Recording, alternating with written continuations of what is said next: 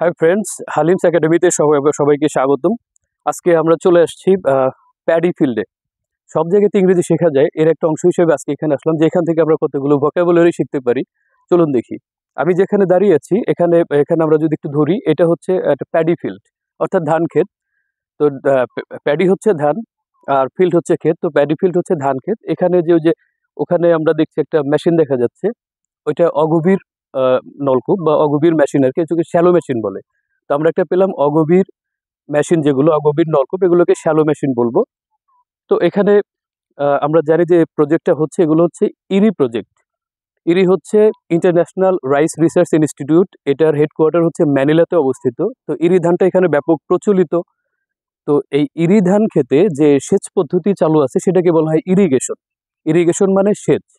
সুতরাং দেখুন, আমরা এখান থেকে আমরা পেলাম হচ্ছে রাইস মানে চাল, প্যাডি মানে ধান, প্যাডি ফিল্ড ধান ক্ষেত, শ্যালো মেশিন মানে অগভীর নলকূপ। আবার আরো বড় প্রজেক্ট যেগুলো, সেখানে অনেক হিউজ এরিয়া নিয়ে ইরিগেশন বা সেচ চলে, সেখানে ওটা ডিপ মেশিন বলে বা ডিপ টিউবওয়েল, গভীর নলকূপ। তো এটা হয়। তো আমরা এখানে দেখতে পাচ্ছি বিশাল এলাকা নিয়ে এখানে ইরি প্রজেক্ট চলছে এবং ইরি ধানটা খুব গুরুত্বপূর্ণ।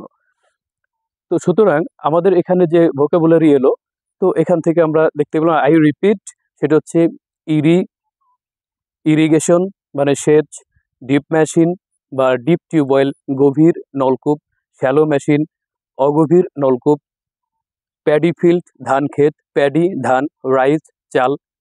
এরকম আমরা যদি সিচুয়েশন অনুযায়ী ইংরেজি শিখতে পারি তাহলে আমাদের মনে থাকবে বেশি। ধন্যবাদ সবাইকে।